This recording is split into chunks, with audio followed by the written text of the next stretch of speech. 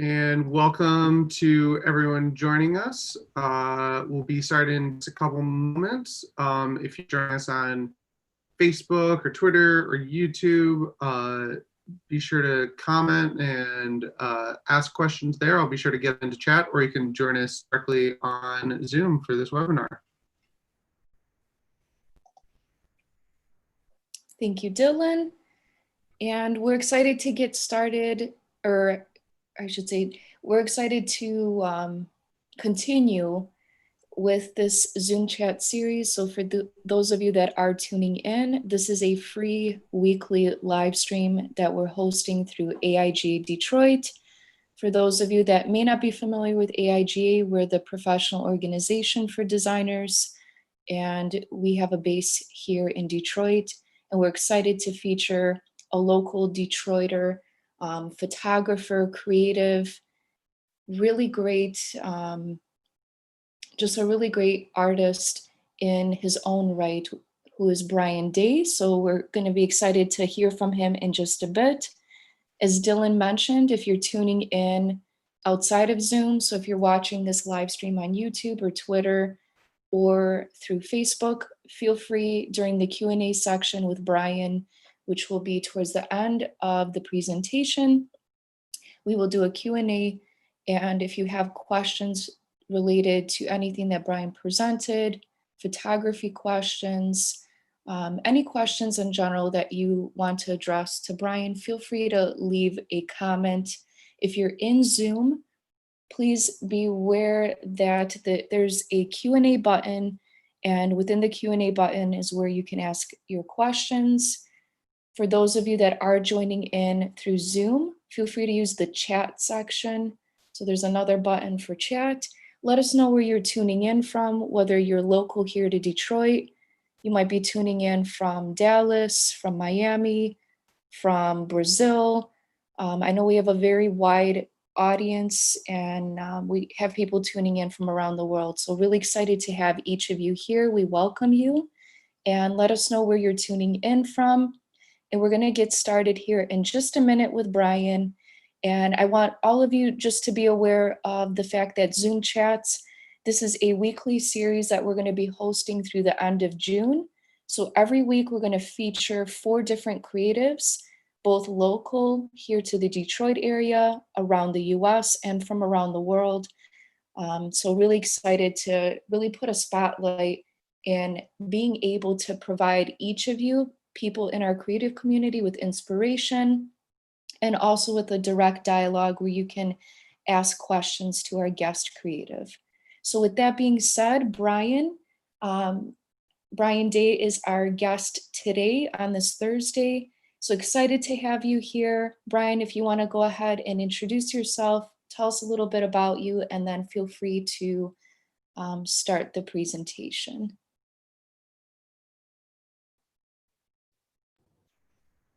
Helps if I am unmute. Sorry about that. No, no worries.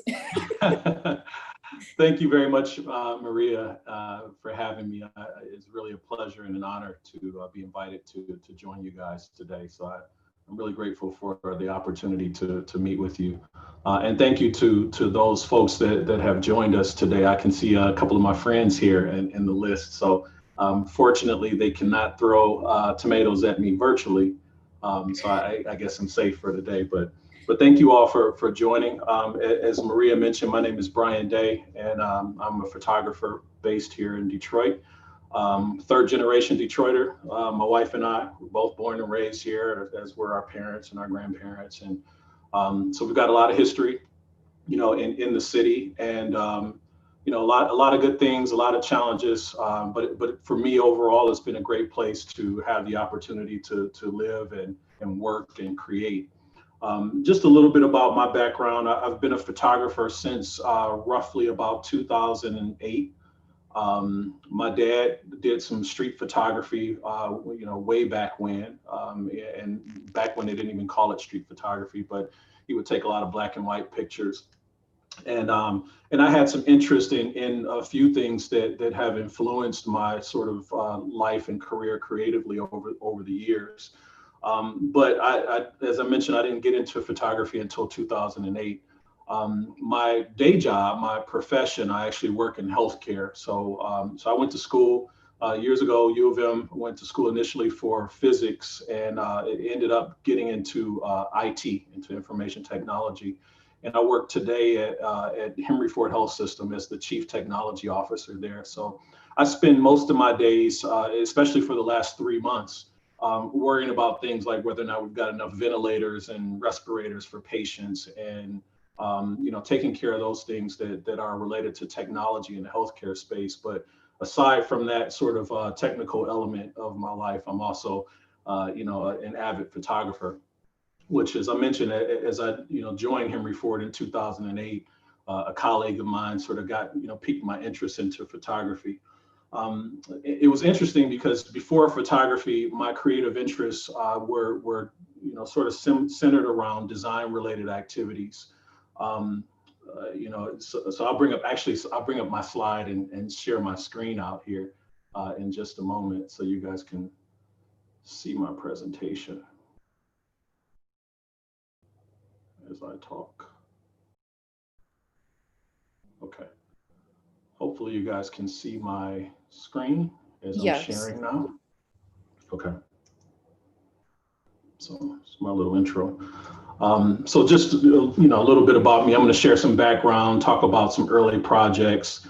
I'll talk about a couple of projects that I've focused on over the last couple of years, one of which I refer to as Planet Detroit, another photographic project called Detroit from Above, and then a project that I've been doing more recently that I refer to as Lockdown 2020, which kind of reflects, being impacted by the COVID-19 crisis and trying to cope with life and being a creative, during this time. And then, ultimately we can get into some Q&A. So as I mentioned, before I got into photography, there were a number of influences that sort of overlapped, areas of design, film, and art that, I found myself attracted to over the years. As a kid, my dad was an avid black and white movie watcher. And so we watched a lot of Alfred Hitchcock, and there were films like Seven Samurai from Akira Kurosawa that I was always fascinated with black and white. And of course, there were color movies when I was a kid, but the thing about black and white for me was that it seemed to leave something to the imagination, and it forced you to imagine how things looked and felt and smelled and that. And so I was always kind of fascinated by black and white film as a child. So as I got to be a teenager, and then into early adulthood, and the internet was starting to really evolve, and media was starting to become more pervasive on the internet. I got interested in something called Macromedia Flash, which was a tool for developing motion graphics on the internet. And so I got into Flash web design and ActionScript, and sort of making graphics and short films, vignettes and things that I would create on the internet. And one of my favorite designers was a guy by the name of Hillman Curtis, who has since passed away in the last couple of years, but he was really significant in the early days of the design of the web. I think he developed Macromedia's website.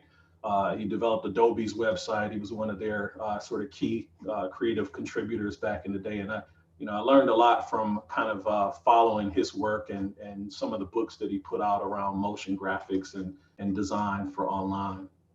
I had some artistic influences, a few painters and such that I was interested in, like Caspar David Friedrich, whose work I always thought was really kind of surreal and otherworldly, especially given the time of when he created it. And then, like, very oddly, I guess for me, I was interested in movie credits. And it kind of came from, again, some of those movies I watched with my dad, and you see the credits for certain movies like The Man with the Golden Arm. And those credits were designed by a guy named Saul Bass.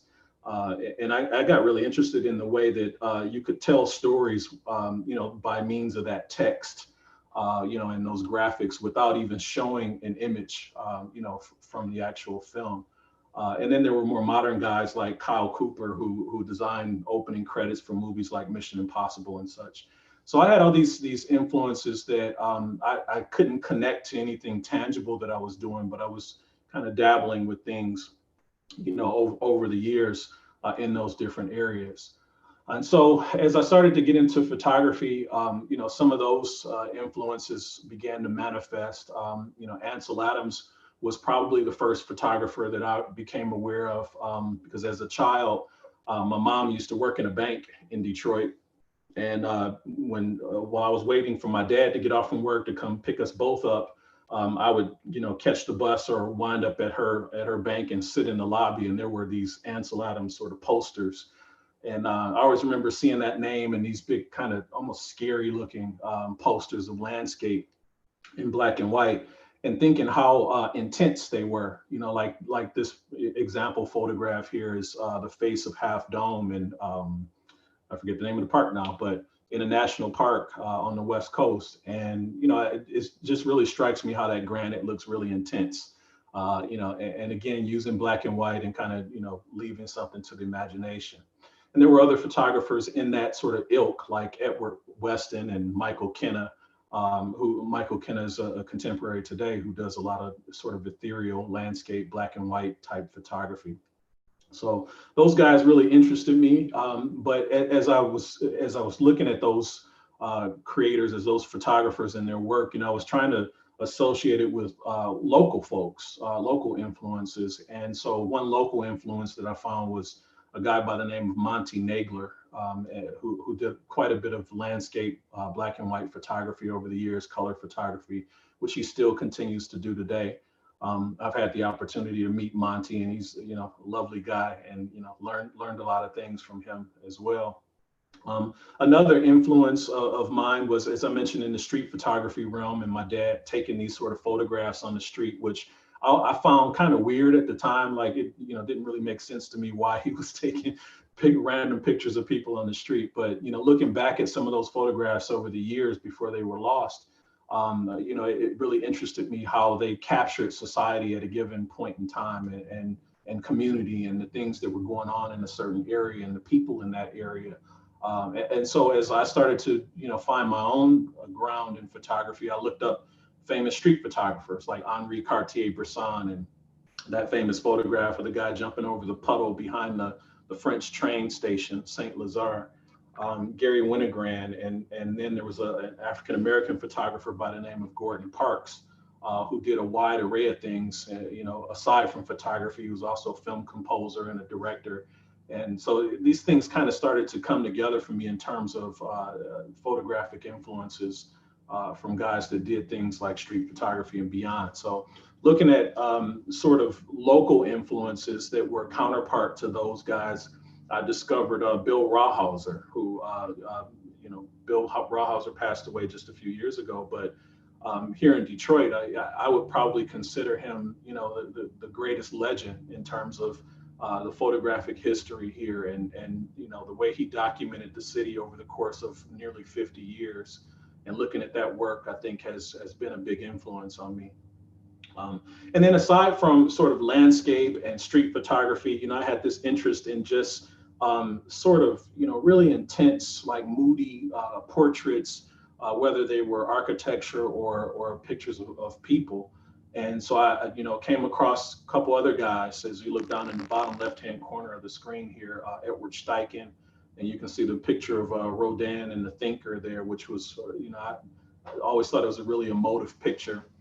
And then some a more modern guy by the name of Alexei Titorenko and Irving Penn. And so looking at that work, had an impact on me because it kind of related to the love that I had of black and white films back in the day, and the intensity and mystery of those films, and again, leaving something to the imagination. And then finding the local counterpart to those guys, I came across Bill Schwab, who, I know today I've had an opportunity to meet and talk with, and some of the work that he's done, particularly like in this photograph you see in the bottom right on Belle Isle, has stuck with me over the years and been really intense and emotive. So these are some of the things that, or some of the sources I look to for my initial kind of inspiration and, areas that I thought aligned with my interest in photography. And so that brings me to my early projects. As I mentioned, in 2008, I got interested in photography, bought my first camera. And, like many people at the time in 2008, while Detroit was going through the recession and there were a lot of abandoned buildings and just a lot of what people refer to today as ruin porn. When I first got my camera, I was interested in that stuff too. So I took my camera and I went out into the city, and some of the photographs I took were in abandoned buildings, and trying to make something beautiful and interesting out of that. And I think what I learned, in the years that followed that was, appreciating what my intent was for creating photographs. And I eventually stopped making these kinds of photographs because I couldn't really connect my own intent to why I needed to make a photograph of an abandoned building, especially considering that I'm from Detroit, and the way Detroit looks to the outside world reflects on me as well. So, personally, I kind of shifted away from that to more sort of urban cityscape architecture type work, looking for that sort of intense, influence. That led me to a number of other random projects. I did a bunch of portraits like this in the zoo, for example, just trying to make these interesting photographs of things that were, pretty random. I also did a project that I call it the Time Traveler, which was, that's me, that's a self-portrait, and I'm in a suit, wearing a fedora and carrying a briefcase. And the idea behind that project was, over my years of being born and raised in the city, myself personally, I've seen a lot of things change, and, things that aren't there anymore, or things that are there that weren't there when I was a kid. And so that project was kind of my own personal reflection on the metro area, and just how quickly things change, and how surreal it kind of is to go back to certain spaces and feel like you're, pulled back into time, or maybe pushed it a bit into the future. So the Time Traveler series kind of reflected, some of that vibe of me looking at the city in certain ways, and encountering certain things, as in this photograph where I placed myself in the middle of a bunch of shoes that Tyree Guyton had laid out for homeless folks down in Brush Park. So I was working on these projects, and at the same time trying to identify what my own theme would be for my photography, and kind of honing it into some specific bodies of work. And so that led me to a project that I called Planet Detroit, which is kind of an amalgamation of, looking at parts of my life, looking at street photography as an examination of the community that we live in and the way Detroit is changing. And, coming to the conclusion that I think my body of work, being Captain Obvious here, my body of work is really about Detroit and my journey of Detroit. And so this was one of the two projects that I would consider to be an ongoing project, but something that I've focused on and reflecting around town. Some of these things, some of these images have a very personal sort of impact for me, like this house, 5559 Martindale, is the house where my grandmother lived and where my dad grew up. And I spent a good part of my childhood, playing on that, jumping off of that porch and playing in that yard, and riding my bike up and down the street, visiting grandma's house and going back for family dinners and such. And my grandmother passed away in 2001, just before 9/11. And, the house kind of went away and became abandoned. And so this was, part of my project was looking at these aspects of the city that have been a direct connection to me. It also included sort of candid photography of family and friends. This was a little family party we had just a few years ago. And this guy right here was my childhood barber, who lived around the corner from our first house on Marlowe, where I grew up on the west side. And he gave me my first haircut. And as you can probably see from the video today, I don't have much use for him as a barber anymore, but I did go back and visit him and make some photographs. And he had that look on his face because he was looking at, my bald head, thinking, you don't need a haircut, why are you here? So it was kind of nice to reconnect with him on that. The Planet Detroit project ended up having some sort of sub projects within it. One of which I called Walkers with the Dawn, and it was a project looking at the Detroit Fire Department. And my interest in the Detroit Fire Department wasn't simply the fact that photographing a fire is interesting, but I have over 20 of my childhood friends that are Detroit firefighters, and so I've always had an interest, sort of growing up in their work and what they did and the challenges that they faced around town. And so this became, one of the projects that that I worked on over the course of the years.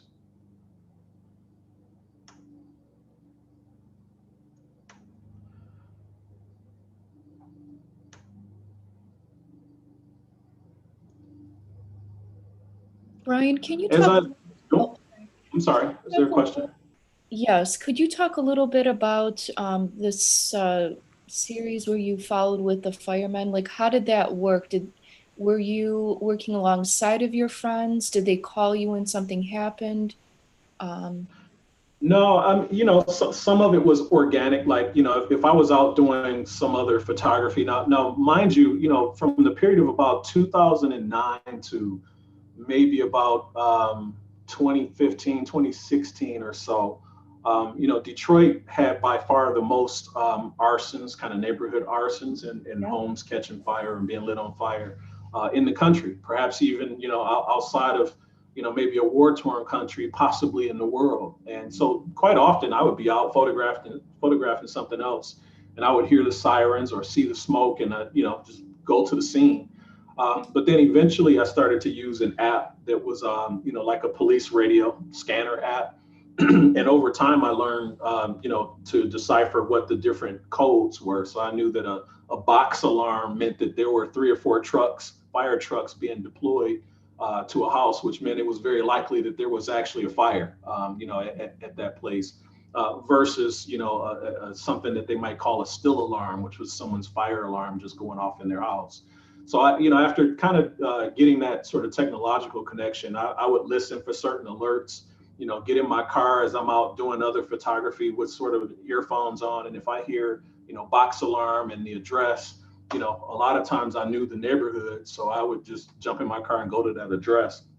Sometimes I would actually get there before the firefighters, and I'd be out photographing. And eventually this project, and the reason I stopped on this photograph, the project itself sort of started to evolve away from documenting the firefighters and the struggle of fighting the fire to maybe focusing a little bit more on the neighborhood and how it was impacted during and after those fires. So this is an example of, this particular neighborhood in this photograph had a lot of house fires going on at the time. And a lot of the neighbors just kind of got used to it. Like this kid is just, walking home from school and using his t-shirt as a face mask and, going about his normal day. So the series kind of evolved over time, but it really was born about, some of which was just observation, being out on the street and catching those things, and others was, by means of using an app. Okay.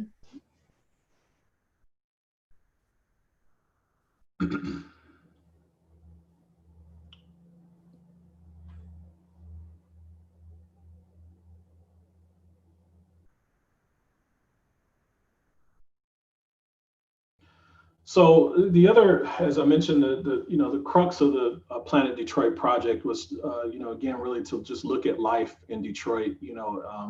Some of the photographs I would consider to be, pretty photographs, I guess you could say, or beautiful photographs. Others are, maybe a little more sobering, but that was the idea, was to try to take a more holistic look at things happening in the city. And there was a lot of serendipity, and there continues to be in that project. In this particular photograph, I was driving down this street and I saw these kids walking down the street, bouncing a basketball and holding a bouquet of flowers. And I stopped and asked them, where'd you get the flowers? And you can kind of look at the expressions on their faces and see who the leader is. And they had actually taken the flowers from a neighbor's yard, and it was, I asked them why, and the reason is, it was Mother's Day that day. So these interesting little stories that come about from encountering people on the street. Father and son, as an example, this reminded me a lot of myself. My dad would pick me up from school when he had the opportunity to pick me up. He'd have my bicycle in the back of his flatbed truck, and he'd take me over to Palmer Park. You know, we'd ride around Palmer Park and play ball and stuff like that, just my dad and I. So, you know, I connected with a lot of the things that I saw on the street, in addition to, you know, some of the things that were happening that maybe weren't so positive, such as people who were, you know, losing their jobs and sort of dealing with the economic impact across the city. I tried to capture those things in a candid way around town, and in addition to some lighthearted moments, as you see here.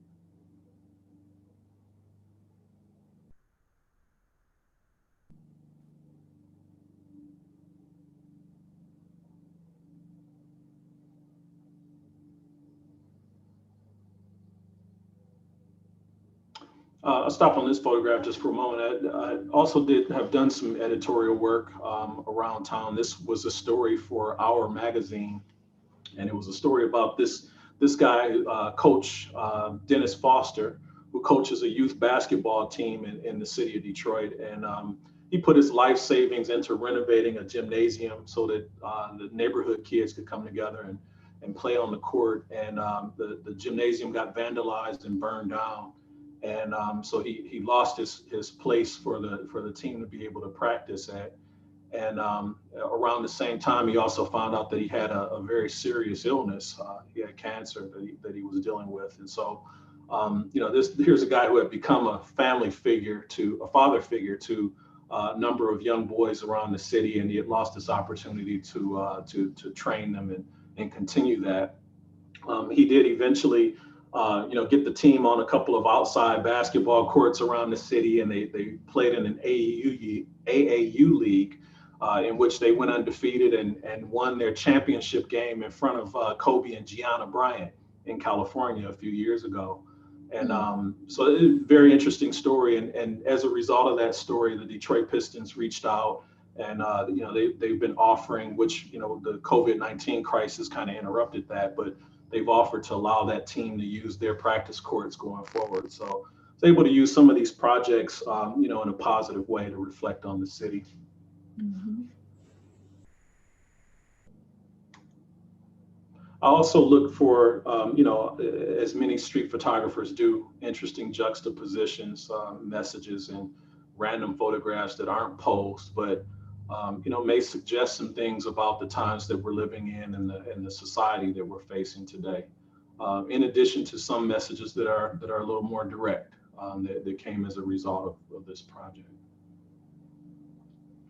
So that brings me to the end of the Planet Detroit project, and the second project that I'll talk about is Detroit from Above. So we were talking, Dylan and I were talking before we started today, and I mentioned that as drones started to come out, you know, me being a technology person by profession, I guess it's an occupational hazard that I'm interested in technological advances. And so as drones started to advance, in particular the camera technology on drones, I thought it might be interesting a few years back, late 2015, early 2016, for me to invest in a drone and kind of figure out, you know, how I might use it to make photographs. And so, so I got a drone, started, you know, flying it around town, making these photographs. And, you know, I thought it was really interesting to be able to look at the city from a perspective that in my 43 years of living here, you know, but at ground level, I had never seen before. And, you know, even becoming a photographer and deliberately looking for interesting scenes, you know, I'm roughly 6 feet tall using a tripod, and I'm still not seeing, you know, this kind of perspective. So it was an interesting way for me to challenge myself, you know, by taking the camera and more or less turning it into a 400-foot tripod, you know, to make images out of. So I started this Detroit from Above series as a reflection on, you know, a perspective that we just don't see often. As I went through that series, though, I got restless there as well. And, it wasn't interesting to me anymore to simply use the camera as a 400-foot tripod. I was really interested in what might happen if I could abstract some of the more common and mundane things in the landscape and architecture into interesting photographs in the aesthetic that I'd become comfortable with. So I started to tilt the camera from pointing toward the horizon to sort of pointing down at the landscape. And that's when I think the project really changed and took on like a graphical element to it and an abstract element. In this photograph, you're looking at the Universal Circus, which is parked in the Shane Park or Aretha Franklin Amphitheater parking lot, which, I've been to that circus many times over the years and never looked that way to me. So this project kind of opened my eyes to some new ways of looking at the city. And in a couple of years ago, I think it was 2 years ago, as I mentioned to Maria, I had a solo exhibition of this work at a gallery in the area. And it was a fun exhibition because the images, we printed the images really large. They were 60 inches on the long end. And it was kind of fun to see a lot of my friends and family and people from the city, come to the exhibition and spend quite a bit of time trying to figure out where the photograph was taken and what they were looking at. And it was interesting because these are people who also, were born and raised in the city. So I thought it was really a fun project for me to really encourage and take this, sort of abstracted look at things that we've all seen many times. This is one of the freighters that goes down the Detroit River just about every other day or so. This is a night photograph of the Belle Isle Bridge, and you can see the two streaks from the cars driving off of the bridge. It's a long exposure, using the drone. This is the very confusing area of I-75 near the Ambassador Bridge, where if you make a wrong turn, you got to go to Canada, and that will ruin your day. But I always thought it was a confusing sort of system over there, but again, interesting to see it from that angle. Of course, this is the Joe Louis Arena. Being able to take some pictures of that over the years and using the drone to kind of see how that space is changing. I do see that there's a question as I flip through these. The question is, do I shoot in manual or aperture priority or shutter speed priority? And I would say that I try to shoot in manual so that I have control over the exposure. I try not to do very much, if any, photo manipulation to my photographs. And when I refer to any manipulation that I might do, it's only converting a color image to black and white and adjusting the contrast. So maybe adjusting the highlights and adjusting the shadows, to balance the frame. The same way if you were in a film darkroom, you dodge and burn, the image to try to get a certain look. So I try to shoot in manual and get the image, as close to the way I want it to look as possible, so that I don't have to make many tweaks, in the digital darkroom, as it were. There's another question here that when you shoot, do you focus primarily on compositions? Your images are very graphic. So, as I kind of mentioned at the outset, I had an interest in sort of graphic design before I got going with photography. And so I think that definitely is carried over into my images to kind of create that sort of intensity. And, as I also mentioned, my interest in black and white films, and particularly intense ones like Alfred Hitchcock or Akira Kurosawa. So I've really been drawn to that sort of intense look and feel to my images. But at the same time, there's a technical element to it. So one of the things Ansel Adams was known for was something called the zone system. And the basic idea behind the zone system was that you could take an image and maximize the range of tones in that image by not blowing out the highlights in the photograph and not clipping the shadows in the photograph.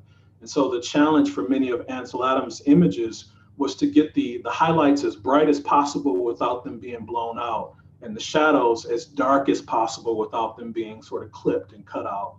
And so in my images, and it's harder to see it when you're looking at them digitally on a computer screen, but one of the fun challenges that I like to take on is that even in the darkest parts of these images, there's still detail. So when I print these images out, you can see that there's detail in those dark shadows. And then also in the highlights, you can see that there's, you can see the detail and texture in the highlight parts as well. So that said, again, I guess the balance is try to make the image as intense and graphic as possible without losing those sort of technical elements and details that I gravitate towards. I got one question from Jennifer on Facebook. This came in during the Planet Detroit series. Brian, these are beautiful photographs. What are you shooting with? I intentionally try not to talk about the types of cameras I shoot with because, I think there are great photographers who shoot with iPhones. One friend of mine, I think she may be in the Zoom chat, is a lady by the name of Amy Saka, and she's one of the best Detroit photographers I've ever seen. And for a long time, she was walking around with her iPhone. But that said, again, I am a technical guy, so I use a lot of different cameras. In terms of digital cameras, I use a Sony A7R Mark III digital. It's a mirrorless camera. I also use and I use that for architecture with a tilt shift lens and all that stuff. For street photography, there's a couple of cameras that I like to use, the Fuji X100. And I also have a camera called a Leica, and the one that I have is a Leica monochrome, so it only shoots in black and white. And then the drones that I use the DJI. The drone that I use right now is the Mavic 2 Pro, and the one that I used before that drone is the Phantom 4 Pro. I also shoot film photography as well, medium 4x5 film that I develop at home. And I use a camera, 4x5 camera called an Intrepid. And it's like a wooden camera, and you mount the lenses on manually, get under the dark cloth and, sort of pull the trigger and all that. And then I develop them here at my house. So a lot of different cameras, all different tools. I just consider them to be a means to an end. So I'll continue clicking through a few more of these images as I wrap up the Detroit from Above series. And I'm sure, I think I saw a question with respect to what some of these images were, but this is Fort Wayne, historic Fort Wayne along the riverfront. This is, when I was a kid, I used to call it the Chicken Building. So if you've ever been to the Michigan State Fair, back when it was a state fair every year, this was the poultry building where you go and see the chickens and such. This is the federal courthouse, downtown Detroit. This is the Ambassador Bridge. And this is what they call Spirit of Detroit Plaza. And this here is Noguchi Fountain. So Hart Plaza, the fountain downtown. This is the Weston Book Cadillac building, hotel downtown. It's the train station, Michigan Central Station. And this is an experiment that I had done, with a drone being up in the air, the wind is blowing and kind of shifting it around. And I experimented with, what's the longest exposure that I could get from a drone, a camera hovering up in the air. And the lines that you see there, for those who aren't photographers, those are light streaks from cars zipping along I-75 at 696.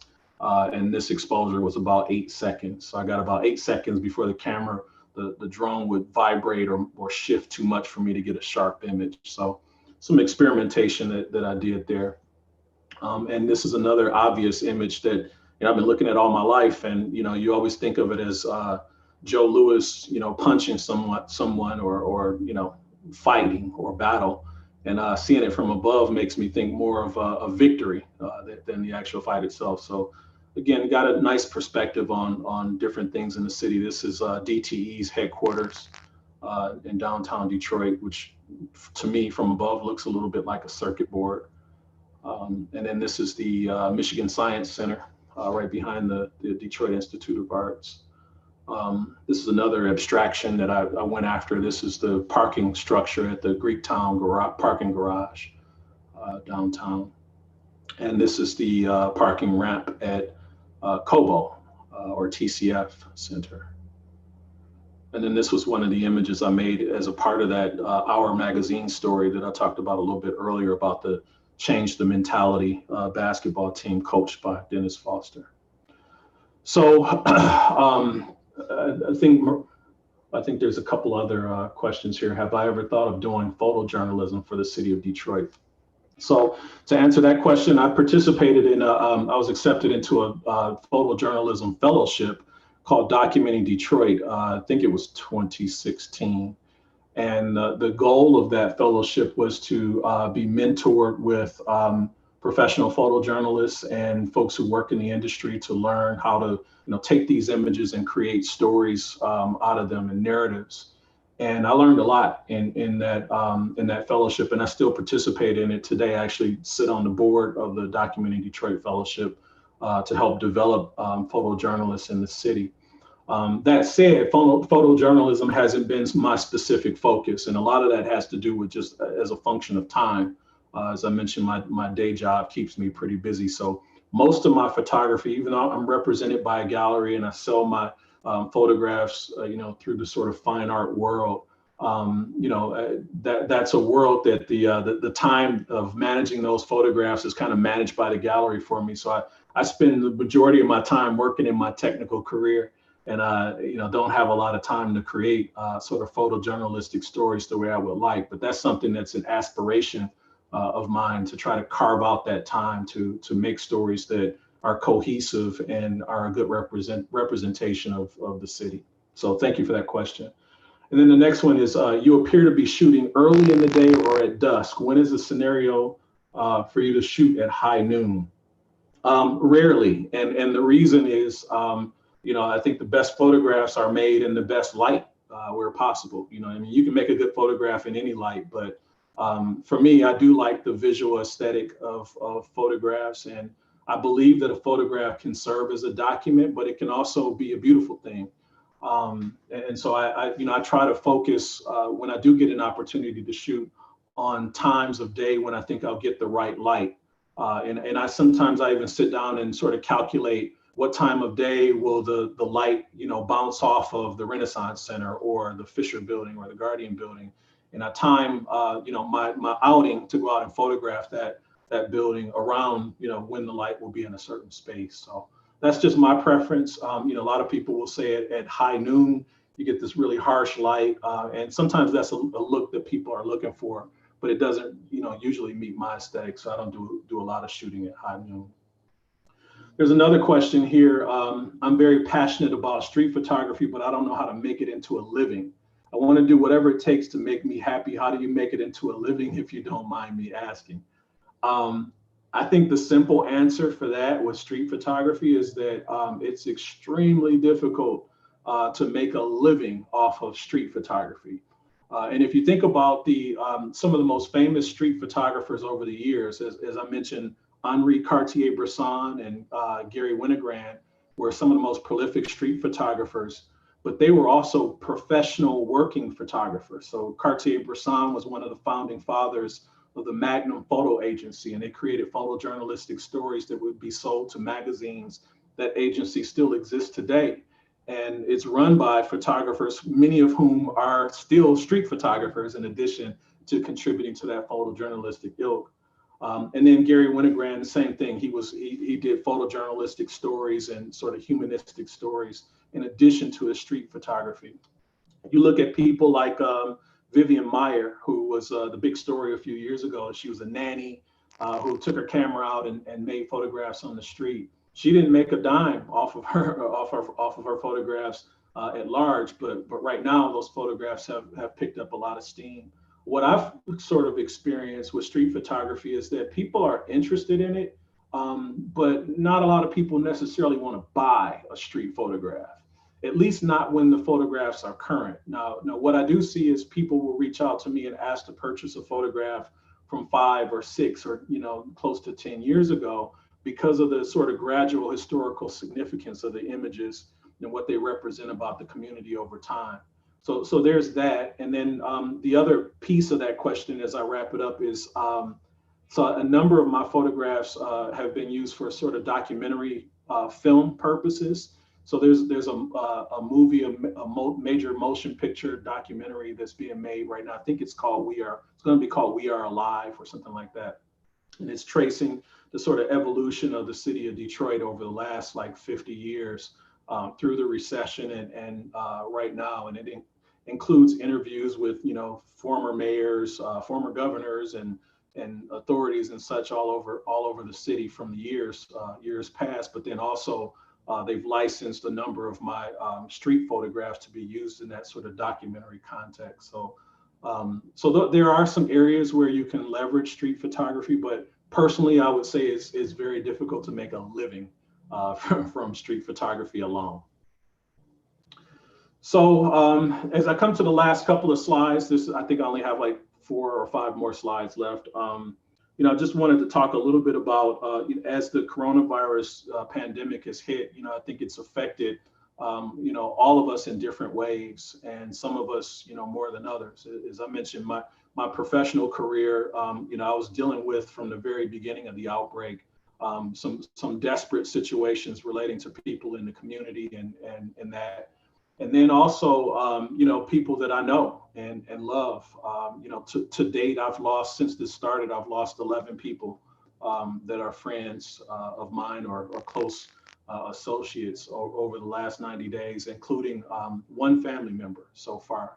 So, it's been kind of heavy to deal with so much loss and just the uncertainty and difficulty of it all. And Maria and Dylan and I were talking separately about just the challenge of kind of creating, during this time. I mean, I was saying some days, you have these good days where you wake up and you feel confident and strong and you feel like you can do anything and I'm going to make it through this and, I'm going to be resilient. And then some days you're like, you don't want to get out of the bed and you just kind of want to grieve or reflect or, worry, about the future. And so it can be paralyzing from a creative standpoint, but I've tried to fight through that.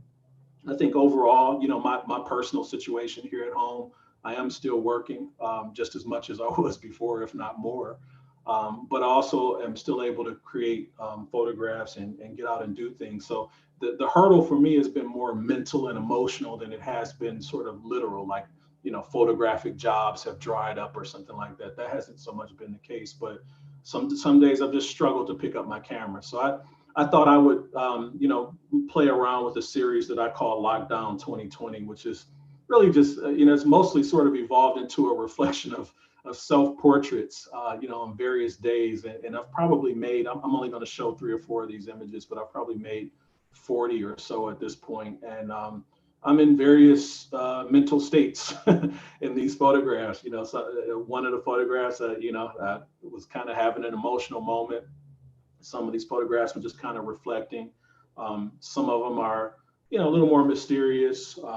Some of them, again, are reflective, and some are even just kind of playful. That's the space that I'm in right now, just kind of reflecting on cabin fever. So it's been an interesting journey for me creatively. I felt that it is important to try to continue to create because it's a part of who I am, and for you guys, I'm sure it's a part of who you are. And I don't think we should feel bad if you can't get out of bed on a given day and get up and make something. But if you are able to, making anything, creating anything, I think is therapeutic and helpful. And so I've tried to, continue that myself and keep myself inspired and motivated despite having some difficult days. I see that there's a question here that I think ties into what I was just saying here. And the question is, where do you look for inspiration and how do you overcome creative block? So I'll answer the second part of that question first. I think the way I overcome creative block, I read a book some years ago when I was interested in films. The book was called Making Movies, and it was by film director Sidney Lumet, who made the films Dog Day Afternoon with Al Pacino and The Wiz with Michael Jackson and a few other famous actors, Diana Ross and others. But anyway, in that book, Sidney Lumet talked about how difficult it is to start or to find inspiration. And he got some advice from a filmmaker, I believe the filmmaker, it was either George Lucas or Steven Spielberg, who told him that the way to get over your creative block is, if you're a film director, is to grab your camera and go outside and make something, film something, anything, start anywhere. And so I've tried to apply that advice myself, that, when I'm having a creative block, I'll experiment with any number of things, looking for ideas and looking for a thread to pull on to create a sort of creative vibe. And, even for myself over the last month, I bought a microscope, and then I bought an attachment to my Sony camera to put on the microscope. And I've been photographing all sorts of random things at this super zoomed up sort of perspective, and just kind of experimenting with that. I bought a smoke machine and a couple other things, and I've been trying to create dioramas and miniature environments to emulate the real world. And most of those experiments are failures. I don't end up making anything that's worth sharing with anybody, but that process of just doing something, it helps me to keep my mind going creatively, but B, I think it helps me kind of work through some of those difficult times to either get back to projects that I was working on before, or to solidify in my mind what a new project might look like to explore. So I'll just sum that up by saying I try to overcome my creative block by just trying to create anything and experiment, and not being afraid to fail through those experiments until I get some clarity that I can follow up on later. And then the other part of the question, the first part was, where do you look for inspiration? Everywhere. I get a lot of inspiration from music, and I love all different types of music, jazz and classical, hip hop, maybe a little bit less hip hop the older I get, but I listen to a lot of different types of music that puts me in a certain headspace. I love to look at art. I look at a lot of photography, not as much photography as a person might think, given that I am a photographer, and that's just for personal reasons. I just like to look outside of my medium to try to find inspiration. So I think it can come from anywhere. All right, so I think with that actually brings us to the question and answer part. If there are any other questions, and I'll leave up my sort of contact information. I don't know why that's animating like that, but anyway, contact information stuff while folks may have some questions. Thank you very much, Brian. That was a great presentation, and I was actually really happy that you took us through those different sources of inspiration, kind of that black and white film of Hitchcock and Kurosawa, and how that's kind of influenced you from early childhood memories, and really interesting to see how those things kind of come up later on in life and how those influence us. So for those of you that are in the audience, thank you for the questions that you have submitted. We're going to have some dedicated time, so we're going to use the next 10 to 15 minutes for a Q&A session directly with Brian. So if you have questions for him, feel free to use that Q&A button here in Zoom.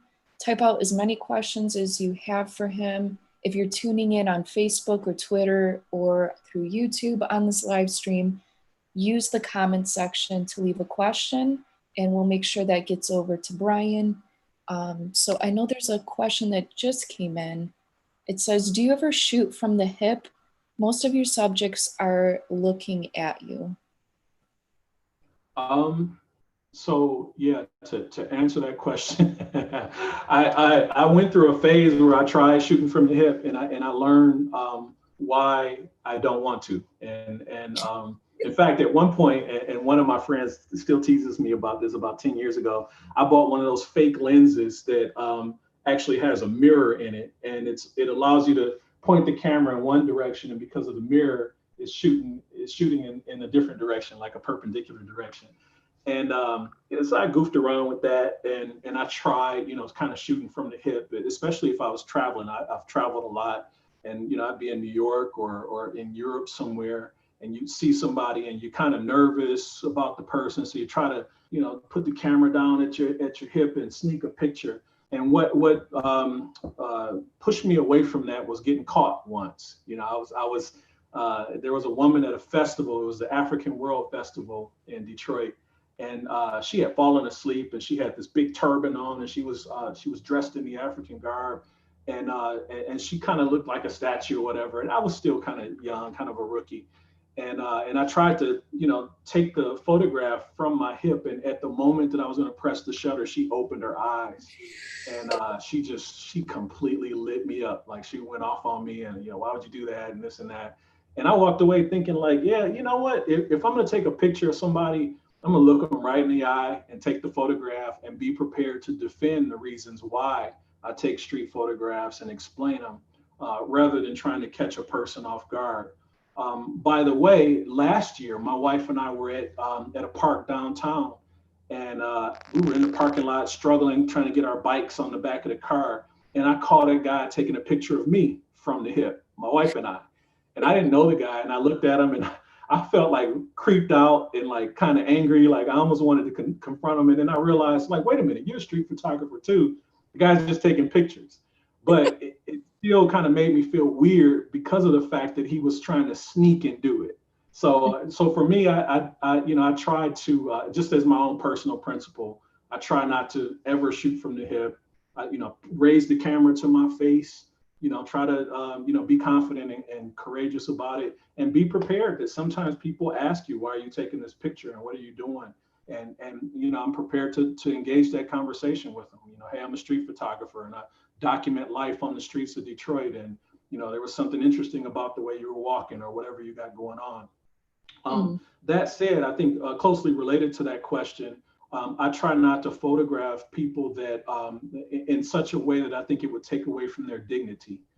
So I try not to photograph homeless people, which I have in the past, but I try not to today because, again, my intent, I don't have a good reason for doing so. So I try to avoid that and dignify people. And so that includes, not shooting from the hip. What is my go-to camera? I see a question there. I mentioned the cameras that I like to use. So if I'm using a drone, I like the DJI Mavic 2 Pro, which I'm using today. If I'm shooting landscape or architecture photography, my go-to camera is the Sony Alpha A7R Mark III. And then if I'm shooting street photography, I shoot with a Leica monochrome, a camera that only shoots in black and white. And then, Brian, could you talk about maybe some of the lenses that you use for, whether it's for landscape or even for your street photography? Do you use a prime lens, or are you using something that gives you a little bit of flexibility? Yeah, so I got a couple of lenses here. Mostly prime lenses. So one good thing about that Sony camera that I mentioned, the A7R camera, with it being mirrorless, you can use adapters to put different lenses on it. So this is an old Minolta lens, 100 millimeter f2.8 macro lens that I use. This is a zoom lens, 24 to 70 f4 lens. I don't use this lens very often, simply because, and I prefer prime lenses simply because I'm able to sort of pre-visualize the framing and composition easier when I'm not like zooming in and out. So I zoom with my feet, if you will. So like when I shoot architecture, I usually shoot with a 24 millimeter prime tilt shift lens. And I shoot with that lens so much that even before I take my camera out, if I'm walking around, I know what a composition will look like before I take my camera out. And that's only the case because I consistently shoot with that same focal length. So personally, I prefer prime lenses for that reason, not because of the quality or anything like that, but just because it's easy for me to visualize what an image might look like before I even pull the camera out. Okay, makes sense. Thank you, Brian. And then there are a couple other questions coming in. Yep. So I see. Seems like you're black and white is your style and even brand. Have you ever thought about crossing over into color photography? Yeah, I experiment with color photography quite often. I think the last couple of images that I showed there were color images. I don't know if my screen is still being shared. If you guys can see me pull up like that image just as an example. I do, but I like the black and white aesthetic. You know, I think it kind of suits some of my early influences, and I also like the limitations of black and white. So I mentioned the influence that designers have had on me, and Hillman Curtis and another designer, Stefan Sackmeister. In a book, he mentioned how creating a limitation for yourself can actually force you to become more creative, because you don't have unlimited options and you've got to work within a confined space. And so I like the idea of being confined to black and white and forced to think in new ways, like with the drone photography or, long exposure photography, to force myself within that sort of construct to find new ways to express myself. That said, I do experiment with color photography, but to be quite honest, I'm just less confident with color photography than I am with black and white. There's another question here. What are your feelings of millennials getting an easy into photography with Instagram? It depends on what you mean by easy in. So, popularity does not equal proficiency, right? So just because a person has a bunch of followers or gets a bunch of likes doesn't necessarily mean that they're a great creator, a great photographer, great whatever it is they're doing. It just means they're popular, which I'm sure you guys all learned the same thing when you were in high school, right? Some people are just popular and some people aren't. And there are ways. I know that a lot of people have been able to monetize their popularity on social media. If that's the way that a person wants to take their career in that direction of sort of being geared towards popularity, maybe more so than meaningful content or content that has a certain specific impact, that's fine too. I think it's a free world. But for me, I think that I think of my photography. I've really gotten into printing in the last 6 months, just as a quick tangent. In particular, piezography, which is a method of black and white printing. And the reason I'm so interested in printing is, my images so often live on the computer, on Facebook or Instagram or something like that. And they don't feel like real, like tangible or permanent. And I feel personally like the permanence of my work is found in prints, in making an image a physical thing that will exist beyond the internet. So for people who are interested in that digital world and popularity, that's one thing. But for me, my interest is more in making a physical print, something that's manifested and can last for a long time. So roundabout way of answering the question, but I hope that helps. Another question is, were you self-taught or did you go to school for photography? So I mentioned early on, I went to school for physics when I got out of high school, and eventually got my degree in healthcare informatics, which is computer-related analysis and stuff like that. So my background is technical, but I was self-taught, in photography and did a bunch of reading, and I ended up getting some local mentors and even some folks that I found over the years that are pretty significant, much more popular and prolific photographers than myself that have helped sort of guide me over the years, but no formal training in photography. The next question is, how do you feel about filters applied to photos? So that's an interesting question because I talked a little bit earlier about photo manipulation, and I don't have anything against photo manipulation. I say sometimes that I think that every photograph is a lie, and I say that for a couple of reasons. Number one, a photograph can be misleading. So you look at a Annie Leibovitz studio picture of George Clooney or some other famous actor, and it's taken in this beautiful studio, and so she frames the photograph to make George Clooney look just perfect. But beyond the frame of that photograph, the reality is there's a probably crazy set and a bunch of people running around. So that photograph is kind of lying by omission. I kind of feel that the same way is true of using filters, that a filter can kind of change the vibe and intent of the photograph. Now, and so that said, it's okay if you want to lie in a specific photograph, depending on what its intent is. If the intent is to create a world that's not realistic, then you can manipulate the image or you can use a filter on the image. But if the intent is to communicate something that you want to represent as real and authentic, then it's probably, in my opinion, it's probably not appropriate to use a dramatic filter that, that manipulates the scene that a person is seeing. So I think the answer is it depends. And for me personally, I don't use filters in in software like in Photoshop or After Effects, but I will use like a neutral density filter on the lens to affect the way the light comes into the camera. So I would say it depends on the intent of the photographer and what they're trying to create, but I don't have a personal aversion to it. So it's another question here. Have you ever collabed with other photographers for a project or have someone in mind you would want to collaborate with? So yeah, I have collaborated with a few photographers on different projects. One simple thing that I did recently that I thought was really, really fun and I learned a lot from, there's a photographer by the name of Lamar Landers here in Detroit, and really awesome guy. And he does these pop-up portrait studios where he'll set up his camera at a location and he posts it online and anybody can show up and have their picture taken. If you want family pictures or whatever.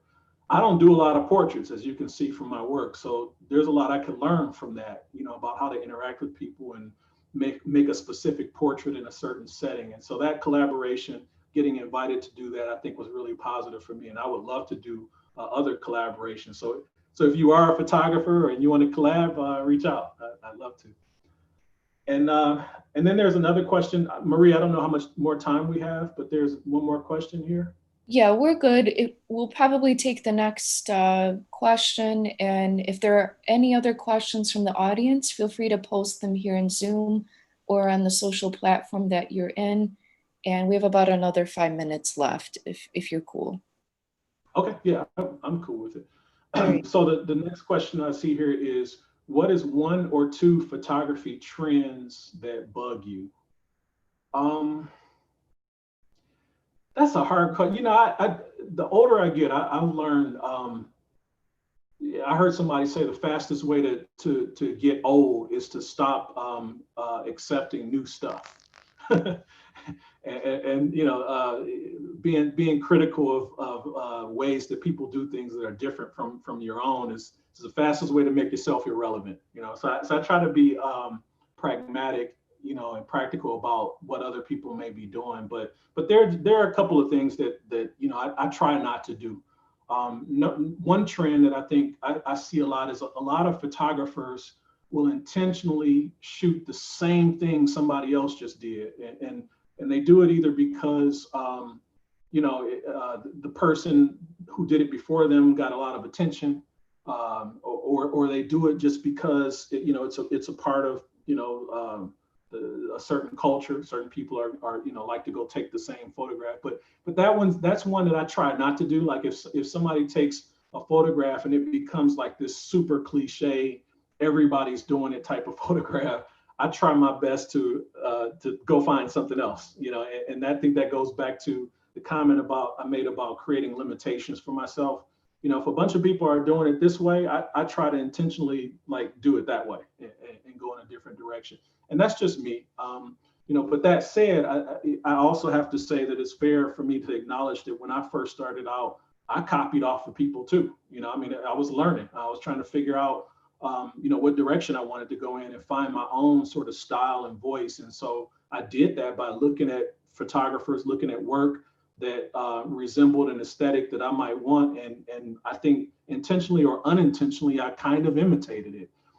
So I think over the years, as one thing that I try to you know, realize myself is that everybody's on their own growth path, and over the years, you hope and expect that photographers or designers or creators that start off one way in their maturity, you know, even if that way is a trend that annoys you, copying somebody else, you hope that over time that person will mature and find their own voice and shift in a different direction. So it's hard for me to say that I'm annoyed by specific trends, because I know that everybody who's doing anything is on their own growth track, and it's just hard to say where they are on that track. So I'm sorry for that maybe non-direct answer, but that's kind of how I feel about it. That was great advice. That was really good advice, Brian. So there's one more here. Any areas in photography do you think you could use improvement? By the way, your photos are rad. All of them. I look at every photograph that I make, and I can find the flaws, and people don't see this, but I tend to go out and try to reshoot some of my photographs a lot, because you feel like it's just like not right, it's not perfect, I missed something, the composition is off, the lighting could have been better, maybe there was an arm in the frame that shouldn't have been there, or some other element, and I wish I could work around that in a different way. So I tend to, I'll be honest, the one thing I wish I could improve at is not second guessing, myself as much as I do in images that I create, and just let it be. I've been reading a book about, it's called Wabi Sabi for Artists and Philosophers.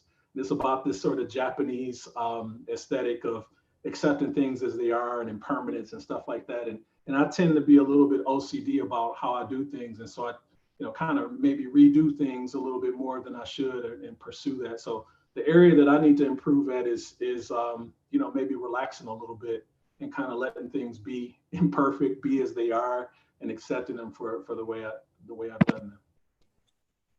Nice.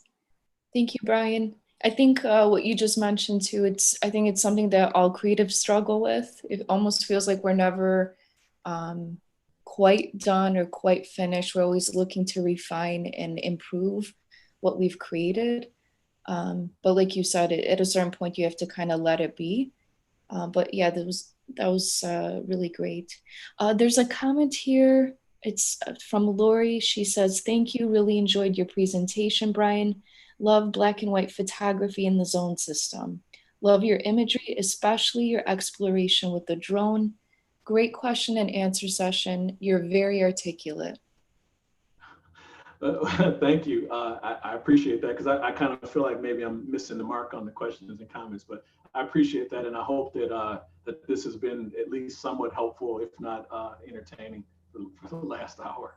Absolutely, Brian, this was great. I think the feedback that you gave, some of your shared knowledge that you shared was really great, not only on your approach, but I really like that you took us through this evolution of subjects and themes that you were kind of exploring, and how one thing led to another project, which was really interesting to see, like how one item became an inspiration for Planet Detroit, and then that went to different areas of what you were exploring, and even from your recent show with Detroit from Above, which really respect your work. Probably one of my favorite photographs is the one at Hart Plaza of that fountain sculpture from above. All your work is gorgeous, but like that one is just, to me, it's like so stunning. But love your perspective. Love that you are not going with the trends in the sense of, following other people. You are really creating your own unique perspective and voice. And I think that's what really makes you distinct and a really brilliant creative. So super excited to have you part of this series today. And even more excited that graphic design was a source of inspiration. So it's a nice tie-in with our organization of designers. Well, thank you. Again, thank you so much for allowing me to participate. Before everyone joined, just to sort of a little bit of candor, I was telling Maria that I apologize for delaying in responding to them reaching out to ask me if I would want to do this, because I thought that it was spam. I thought there's no way in the world AIGA would be interested in hearing me talk about anything, let alone photography. So thank you very much for the privilege and the opportunity to speak and share a little bit about my journey and about my work. I really appreciate the opportunity. Absolutely, Brian. We're honored to have you. And I know even Dylan left a comment. He said, "This has been honestly one of my favorite talks. Great job, Brian."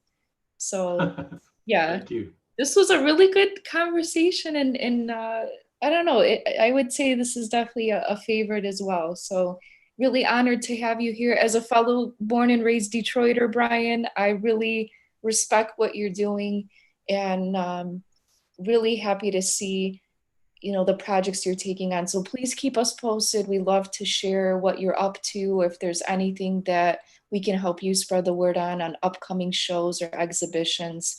And I'm hoping you have a coffee table book coming up or some kind of publication because you need it. I would love Thank to you. buy it. So please keep us posted. All right. Thank you so much. Again, I really appreciate it. And to everybody who joined and stayed on this long, thank you for your endurance, for sticking on. So thank you very much. Absolutely. Thank you, Brian. Have a great rest of your day, everyone. Take care.